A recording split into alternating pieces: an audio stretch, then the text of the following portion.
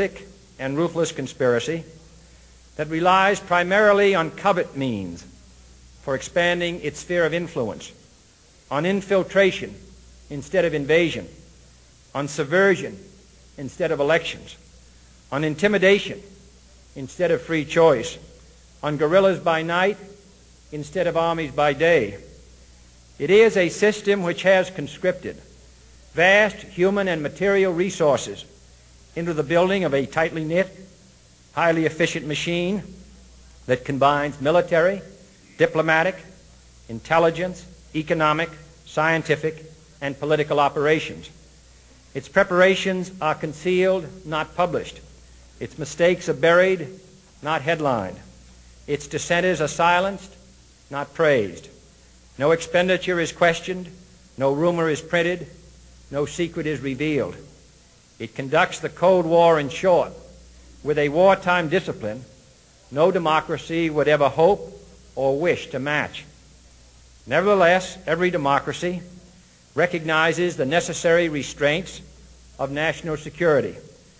And the question remains whether those restraints need to be more strictly observed if we are to oppose this kind of attack as well as outright invasion. For the facts of the matter are that this nation's foes have openly boasted of acquiring through our newspapers information they would otherwise hire agents to acquire through theft, bribery, or espionage. That details of this nation's covert preparations to counter the enemy's covert operations have been available to every newspaper reader, friend and foe alike. That the size, the strength, the location, and the nature of our forces and weapons, and our plans and strategy for their use, have all been pinpointed in the press and other news media to a degree sufficient to satisfy any foreign power, and that in at least one case, the publication of details concerning a secret mechanism whereby satellites were followed required its alteration at the expense of considerable time and money. The newspapers which printed these stories were loyal, patriotic, responsible, and well-meaning. Had we been engaged in open warfare, they undoubtedly would not have published such items. But in the absence of open warfare, they recognized only the tests of journalism and not the tests of national security. And my question tonight is whether additional tests should not now be adopted. That question is for you alone to answer. No public official should answer it for you. No governmental plan should impose its restraints against your will. But I would be failing in my duty to the nation in considering all of the responsibilities that we now bear and all of the means at hand to meet those responsibilities if I did not commend this problem to your attention and urge its thoughtful consideration. On many earlier occasions I have said, and your newspapers have constantly said, that these are times that appeal to every citizen's sense of sacrifice and self-discipline. They call out to every citizen to weigh his rights and comforts against his obligations to the common good. I cannot now believe that those citizens who serve in the newspaper business consider themselves exempt from that appeal. I have no intention of establishing a new Office of War Information to govern the flow of news. I am not suggesting any new forms of censorship or new types of security classifications. I have no easy answer to the dilemma that I have posed and would not seek to impose it if I had one. But I am asking the members of the newspaper profession and the industry in this country to re-examine their own responsibilities, to consider the degree and the nature of the present danger, and to heed the duty of self-restraint which that danger imposes upon us all. Every newspaper now asks itself, with respect to every story, is it news? All I suggest is that you add the question, is it in the interest of national security? And I hope that every group in America, unions and businessmen and public officials at every level, will ask the same question of their endeavors and subject their actions to this same exacting test. And should the press of America consider and recommend the voluntary assumption of specific new steps or machinery, I can assure you that we will cooperate wholeheartedly with those recommendations. Perhaps there will be no recommendations. Perhaps there is no answer to the dilemma faced by a free and open society in a cold and secret war. In times of peace, any discussion of this subject and any action that results are both painful and without precedent. But this is a time of peace and peril which knows no precedent in history. It is the unprecedented nature of this challenge that also gives rise to your second obligation, an obligation which I share.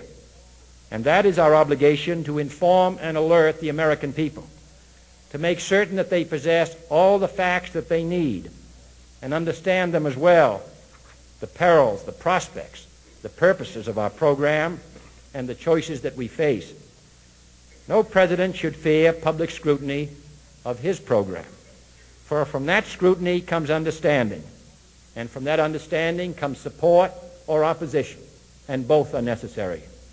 I am not asking your newspapers to support an administration, but I am asking your help in the tremendous task of informing and alerting the American people.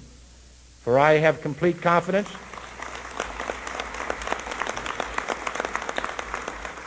in the response and dedication of our citizens whenever they are fully informed. I not only could not stifle controversy among your readers, I welcome it.